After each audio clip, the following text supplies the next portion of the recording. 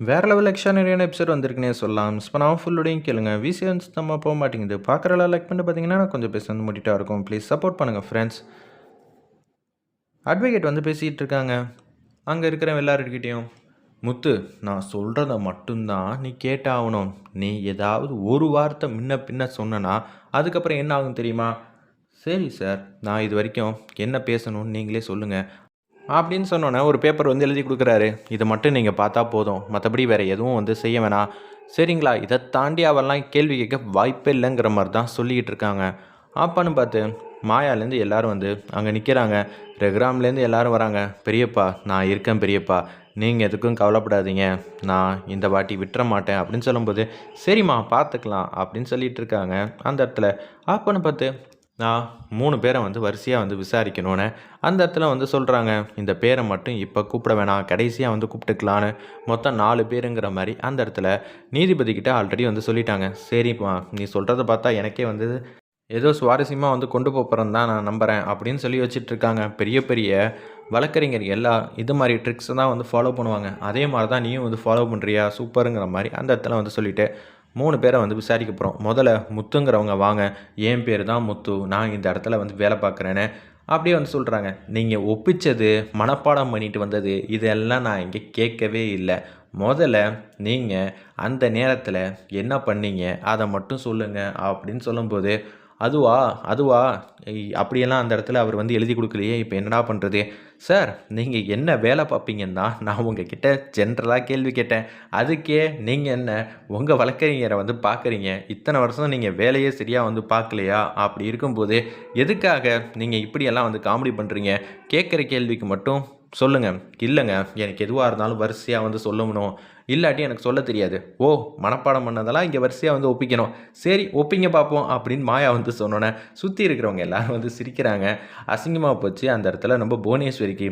என்னடா இது, இவன்லாம் இத்தனை வருஷம் இருந்திருக்கான், ஒரு சின்னதாக வந்து கேட்குற கேள்விக்கு கூட சரியாக வந்து பதில் சொல்ல முடியலையேன்னு சொல்லிட்டு புவனேஸ்வரியும் வழக்கறிஞரும் என்னம்மா இவன் இப்படி சொதப்புறாங்கிற மாதிரி யோசிக்கிறாங்க. ஆப்பன்னு பார்த்து வழக்கறிஞரை வந்து டக்குன்னு எந்திரிக்கிறாங்க. என் கட்சிக்காரர்களை இவங்க ரொம்பவே வந்து கன்ஃபியூஸ் பண்ணுறாங்க, அதனால தான் பாட்டப்பட்டுட்டாங்க அப்படின்னு சொல்லும்போது உடனே நீதிபதி வந்து பேசுகிறாங்க. அவருக்கு என்ன வயசாகுது சொல்லுங்கள் பார்ப்போம். சார், எனக்கு ஒரு 47 வயசு ஆகுது. அப்போனா 47 வயசாக இருக்கிறவர் பாட்டப்பட்டுட்டாரா? அங்கே நிற்கிறவங்க சின்னவங்கலாம் கிடையாது, ரொம்பவே மெச்சூரிட்டி ஆனவங்க தான். பேசாமல் உட்காருங்க சார், மனப்பாடம் பண்ணி கொடுத்ததை சரியாக வந்து வாசிக்காமல் இருக்கார் உங்கள் ஆளுங்கன்னு எனக்கு நல்லாவே தெரியுது நீதிபதி வந்து சொன்னோன்னே. உடனே சொல்லுங்கள், நீங்கள் இந்த மாதிரிலாம் வேலை பார்ப்பீங்கன்னு சொன்னீங்களே, எத்தனை இடத்துல எந்தெந்த வேலையெல்லாம் வந்து பார்த்துருக்கீங்க அப்படின்னு சொல்லும்போது, இவர் அந்த காலத்துலேயும் இதே போல் எல்லா இடத்துலையும் வந்து வேலை பார்த்துருக்காரு. நான் இவரை பற்றி எல்லாமே சொல்கிறேன்னு சொல்லிட்டு பழைய விஷயங்கள் எல்லாத்தையும் வந்து எடுத்துகிட்டு கொடுக்குறாங்க. அதுவும் நாங்கள் இப்போ பரிசோதித்து பார்த்தோம். இவர் பொழப்பே இப்படியே தான் இருக்குது. அந்த காலத்தில் யாருமே வந்து வாங்கலை. அந்த டைம் பீரியடில் ரொம்ப நேர்மையானவங்க எல்லாரும் இருக்க தான் செஞ்சாங்க. அப்பயும் அவர் இது மாதிரி தான் வந்து பண்ணியிருக்காப்புல. உண்மை தானே? அந்த மாதிரி இடத்துல நீங்கள் இது மாதிரி பண்ணி கொடுத்தது உண்மையா பொய்யா? அதாவது நான் என்ன சொல்கிறேன்னா, இல்லைங்க, நான் எதுவும் செய்யவே இல்லை. அப்படிங்களா? இது மாதிரிலாம் நீங்கள் போய் சொல்லுவீங்கன்னா அந்த இடத்துல உங்களுக்கு இது மாதிரியெல்லாம் ஆர்டர் கொடுத்தப்ப உங்கள் ஃபோட்டோ இது எல்லாமே வந்து பேப்பரில் வந்துச்சேன்னு சொல்லி அந்த பேப்பர்லேயும் இவங்க ஆல்ரெடி வந்து உள்ளே போயிட்டு வந்திருக்காங்க, இந்த விஷயத்தை வந்து நிரூபிச்சிருக்காங்க அப்படின்னு சொல்கிறாங்க. இது அடிப்படையில் பார்த்தா இவங்க தான் A1 அப்படின்னு அந்த இடத்துல வந்து சொல்லி முடிச்சிடுறாங்க. நம்ம மாயா அரண்டு போயிட்டாங்க அந்த இடத்துல.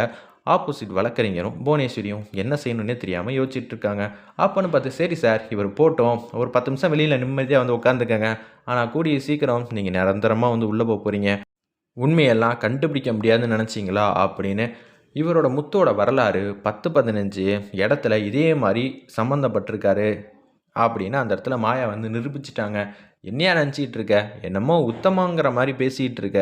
அப்படி இருக்கிற சூழ்நிலையில் இவர் எதுக்காக இப்படியெல்லாம் அந்த வீட்டில் வந்து வச்சுருக்காங்கன்னு சதி நடந்திருக்கு, அதுவும் கூடி சீக்கிரம் வந்து நான் நிரூபிக்கிறேன் அப்படின்னு சொல்லும்போது சீனு அதிரடியாக ஒருத்தவங்களை வந்து கூட்டிகிட்டு வராங்க அந்த இடத்துல.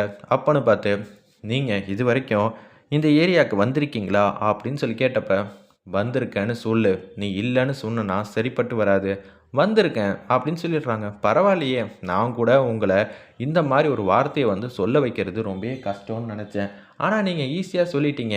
என் வேலையே வந்து பாதியாக முடிச்சிட்டீங்க. அப்போனா நீங்கள் ரகுராம் வீட்டுக்கு வந்திருக்கீங்க தானே அப்படின்னு சொல்லி கேட்கும்போது, வரல அப்படின்னு மாற்றி சொல்கிறாங்க. என்னங்க இப்போ தான் கேட்டால் வந்திருக்கேன் நீங்கள் இப்போ வரலங்கிறீங்க. வந்தது உண்மையா வராதது உண்மையான மாயா செம்மையாக வந்து குழப்பிட்டாங்க. அச்சச்சோ! நான் இப்போ என்ன வார்த்தை சொல்லணும்? இவர் சொல்லி கொடுத்தத சொல்லணுமா? இல்லை நானா வந்து யோசிச்சதை சொல்லணுமா? ஒன்றும் புரியல. இல்லைங்க எனக்கு தெரியல அப்படின்னு பட்டும் படாமல் வந்து பேசுகிறாங்க. ஞாபகம் இல்ல, தெரியல அப்படின்னு மாற்றி மாற்றி வந்து பேசுகிறாங்க.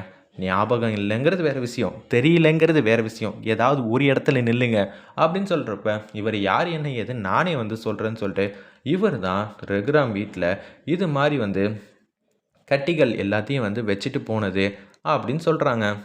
இல்லை இல்லை நான் வரவே இல்லை. அப்படியா அப்படின்னு சொல்லும்போது, இதே பைய தான் வீட்டுக்குள்ளே வந்து போயிருக்கு. இதே பையோட தான் அங்கேருந்து அவங்க எடுத்துகிட்டு வந்து வச்சுருக்காங்க அப்படின்னு சொல்லும்போது, அந்த பைக்குள்ள என்ன வேணாலும் இருந்திருக்கலாமே. கொஞ்ச நேரத்துக்கு முன்னாடி தான் இவர் வரவே இல்லன்னு சொன்னாரு. கடைசியில பார்த்தா இந்த பை என்னோடது இல்லங்கிறாரு. அடுத்தது இந்த பையில அந்த கட்டி இருக்குன்னு சொல்லுவாரு. அப்படியா?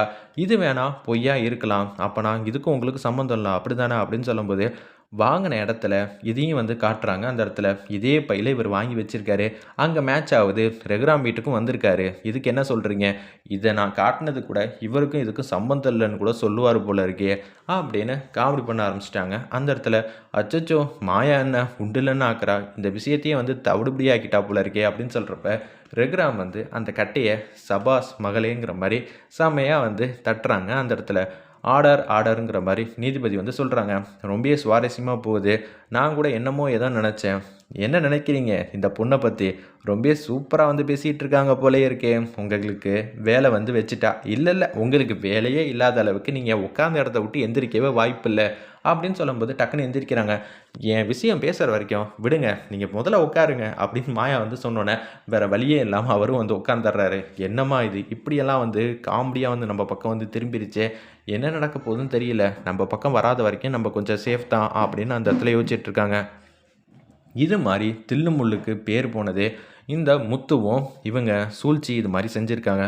நல்லா யோசிச்சு பாருங்க. முத்துவோட லெவல் என்ன? அந்த இது மாரி கட்டுற வேலை கட்டுறது தான். அப்படி ஏதாவது ஒரு விஷயத்த பண்ணாருன்னா, அவருக்கு கிடைக்கக்கூடிய காசும் இந்த அளவு தான்.